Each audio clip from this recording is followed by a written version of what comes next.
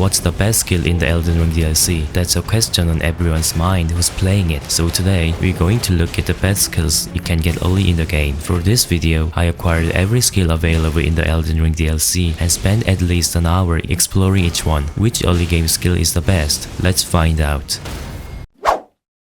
You can obtain it from place where Fire Knight Quelai intrude in the dungeon called Belarut, Tower Settlement. It's a weapon skill acquired early on, but it's difficult to use practically. The effect enhances attack power for a set time based on the remaining HP. However, the major drawback is that it becomes stronger when your HP is lower, not higher. While it's popular among those testing maximum damage like in one-shot boss runs, it's not very practical for regular gamers who don't need to intentionally lower their HP to see its effect. Still, it does have a small advantage of stacking with other buffs. Overall, unless you're taking on a special challenge, it's a weapon skill that tends to be overlooked.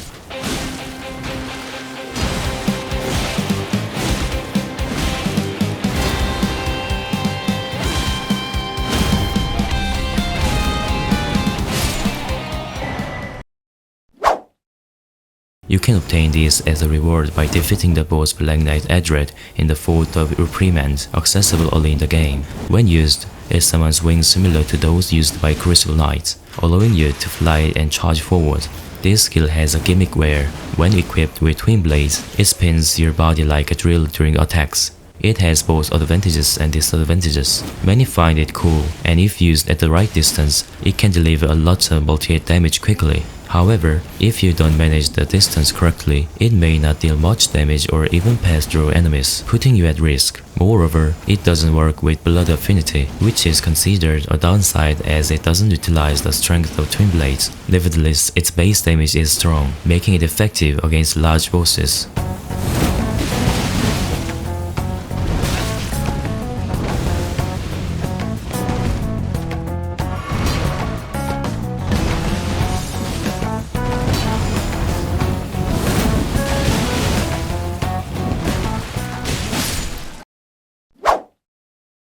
A newly added weapon skill for the Throwing Dagger in this DLC. It's considered one of the best among skills that can be used with the Throwing Dagger. It excels at medium range with wide area suppression, and even in close combat, it can deliver significant damage due to the large number of daggers thrown compared to other skills. It also has a short preparation time, allowing you to evade attacks in close range and stagger opponents, showcasing decent performance. However, its drawbacks are clear. It's not ideal for solely using Throwing Daggers, and the efficiency with affinities like blood or cold is lower than expected. While it can create multiple hits, it generally produces status effect at a rate similar to other weapons. Nevertheless, it performs well with quality affinity, delivering strong damage in close combat using purely physical damage.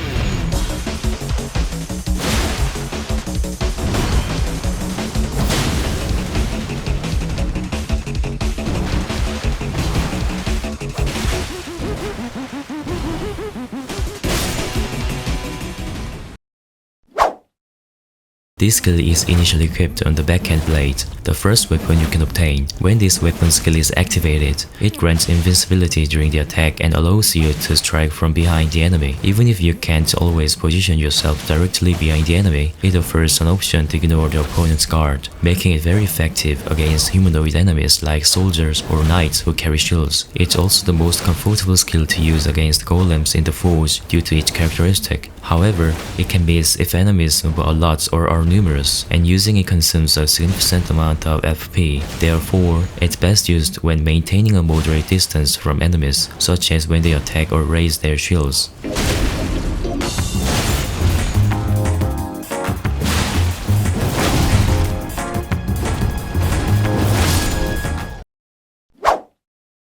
When used, it launches a fire spear with a thrusting motion and envelops the weapon in the flame effect for 40 seconds. Its damage is similar to the Sacred Blade, but its practical damage output is stronger due to typically lower fire negation compared to holy negation. Although it requires a longer preparation time, its range is very long, and charging the attack for longer increases the damage. Enhancing this weapon skill with talismans like Godfrey Icon, Fire Scorpion Charm, and Shadow of Alexander can yield insane stats exceeding 7,000, especially when used with the Fire Knight Greatsword. It shows its most powerful effects. Its long reach and inherent fire damage makes it highly efficient with flame art affinity. Therefore, it's considered one of the best weapon skills added in this DLC.